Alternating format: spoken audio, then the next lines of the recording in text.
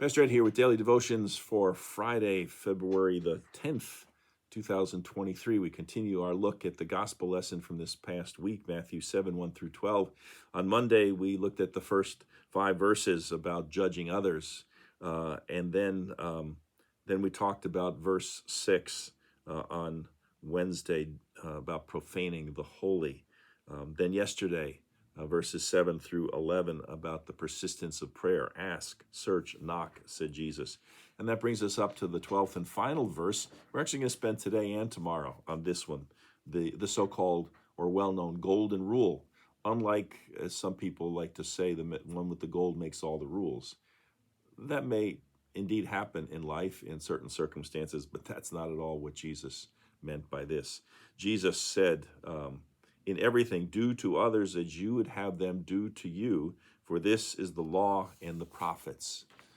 In other words, if you wanted to be treated with respect, with love, with concern, care, all those good things, then that's the way you need to treat others, yourself, and maybe do that first before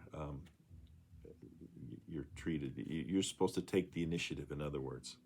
Well, there's a story about a rather legalistic young seminary student who wanted to have a scriptural basis for basically everything that he did in his life. He felt that he was on solid ground if he could quote the Bible, the book, the chapter, verse to okay, and justify his actions. And he did all right until he began to fall in love with this beautiful young woman.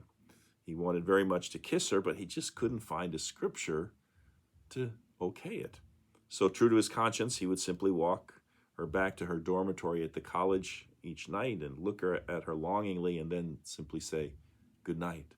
Well, this went on for several weeks. All the time he was searching the Bible diligently, trying to find some scripture to okay kissing her goodnight. He couldn't find one, though, until finally he came across the passage in Romans that says, greet each other with a holy kiss. And he thought, at last, I've got it. I have scriptural authority for kissing her goodnight. But to be sure, he still went to his seminary professor to check it out. And after talking with the professor, he realized that the passage dealt more with a church setting than with a dating situation. And so once again, he simply didn't have a passage of scripture to okay kissing his girl goodnight. Well, that evening he walked her to the dormitory as usual and once again started to bid her goodnight.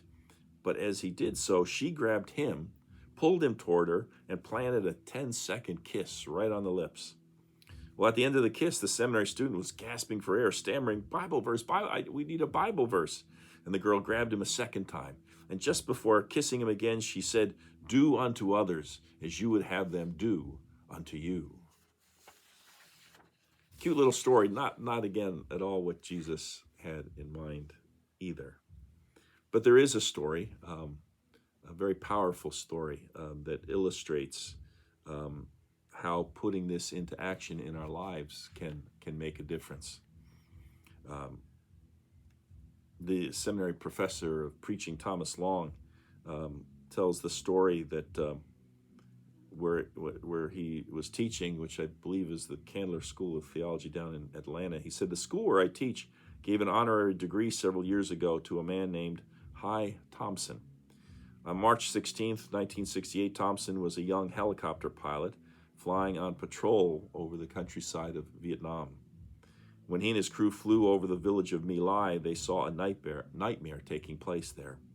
The United States Army troops and Charlie Company, under the constant pressure of danger and the madness of war, had lost control of their discipline, their reason, their humanity.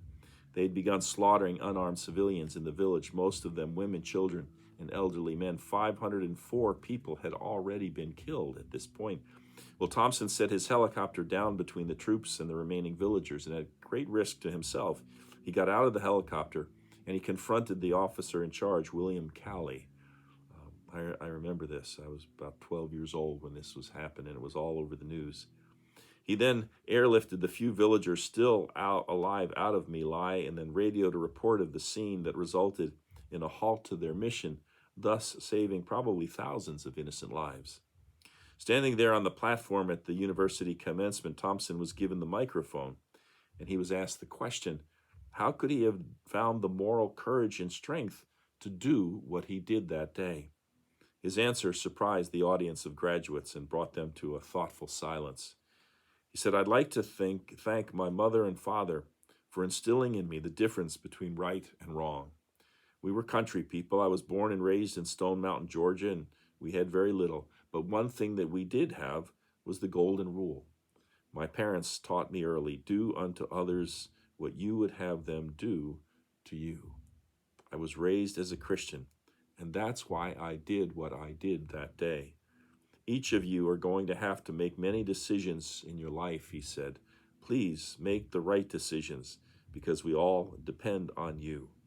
And then he simply sat down. A powerful story. Do unto others as you would have them do unto you sounds, okay, kind of, like a cliche, a simple thing. But there's a powerful example of how that teaching had such an impact and prevented a terrible tragedy of becoming even worse. Definitely food for thought. Well, we have one more day and look forward to being with you again tomorrow. Until then, take care. Bye.